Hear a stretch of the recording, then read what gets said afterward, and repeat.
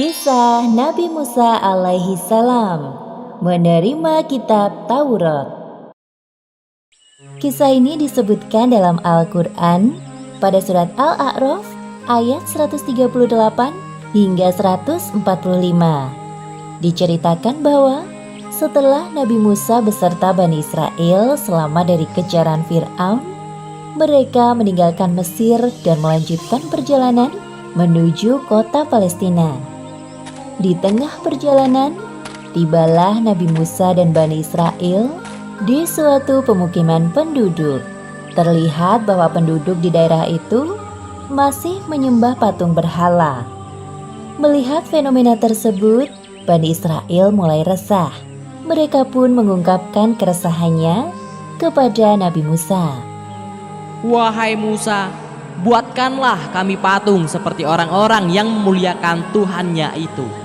Apa yang kalian maksud dengan Tuhan? Itu adalah patung-patung berhala yang mereka sembah. Kalian ini seharusnya lebih baik dari mereka.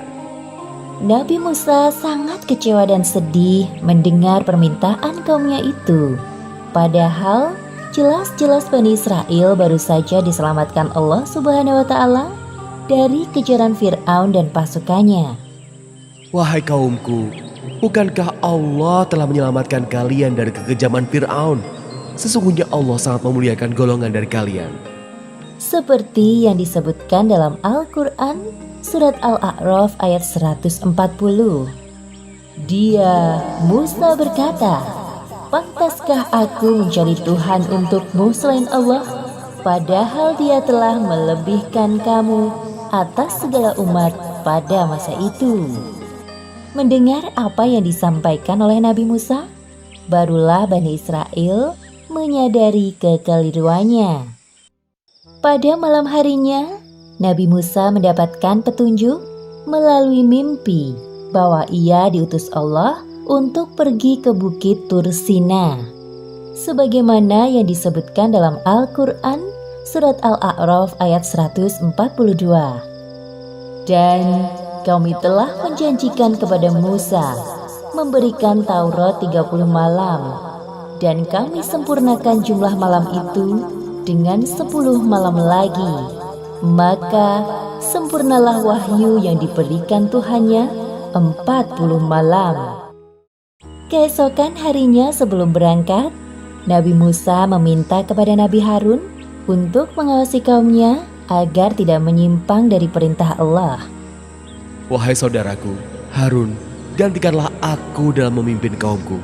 Teruslah membimbing mereka dalam kebaikan, dan jangan engkau mengikuti ajakan mereka yang sesat. Insya Allah, wahai Musa, aku akan melaksanakan amanah darimu dengan segala kemampuanku. Nabi Musa juga berpamitan dengan kaumnya, Bani Israel. Wahai kaumku, aku diperintahkan oleh Allah untuk menerima wahyu yang kedua. Taatlah kalian dengan perintah dari saudaraku, Nabi Harun. Dialah pemimpin kalian selama aku pergi. Setelah berpamitan, Nabi Musa pergi ke Bukit Tur Sina, tempat pertama kali beliau menerima wahyu dari Allah. Ketika tiba waktu yang telah ditetapkan oleh Allah, sampailah Nabi Musa di Bukit Tur Sina. Pada tempat inilah terjadi pembicaraan antara Nabi Musa dengan Allah.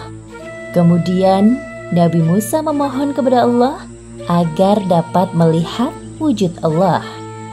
Ya Tuhanku, tampakkanlah dirimu kepadaku, agar aku dapat melihat Engkau. Allah menjawab permintaan Nabi Musa, seperti yang disebutkan dalam Al-Quran, surat Al-A'raf ayat 143. Allah berfirman, "Engkau tidak akan sanggup melihatku, namun lihatlah ke gunung itu. Jika ia tetap pada tempatnya, sebagai sedia kala, niscaya engkau dapat melihatku." Ketika Allah menampakkan keagungannya melalui gunung yang ada di depan Nabi Musa, gunung tersebut hancur. Seketika itu juga Nabi Musa kaget dan pingsan. Beberapa menit kemudian, Nabi Musa terbangun. Beliau pun menyadari bahwa tidak sepantasnya ia meminta hal tersebut kepada Allah. Subhanallah, Maha Suci Allah, aku bertobat kepadamu dan aku adalah orang yang pertama-tama beriman. Kemudian Nabi Musa mendapatkan kitab Taurat yang berisi tentang ajaran atau perintah bagi kaumnya, yaitu Bani Israel. Nabi Musa adalah nabi sekaligus rasul yang dipilih oleh Allah untuk mengemban risalahnya dan dilebihkan kemampuannya dari manusia lain pada masa itu, seperti dapat berbicara langsung dengan Allah. Demikianlah akhir kisah Nabi Musa menerima kitab Taurat dari Allah. Hikmah yang dapat kita ambil dari kisah ini diantaranya, pertama, jangan lupa bersyukur kepada Allah, karena Allah telah begitu pemurah memberikan nikmat-Nya kepada kita secara cuma-cuma. Kedua, Allahu Akbar, Allah Maha Besar atas segala sesuatu. Tidak ada satupun makhluk yang sanggup melihat wujud Allah di dunia ini. Semoga kelak di akhirat kita termasuk orang-orang yang dapat bertemu langsung dengan Allah. Wallahu a'lam bishawab.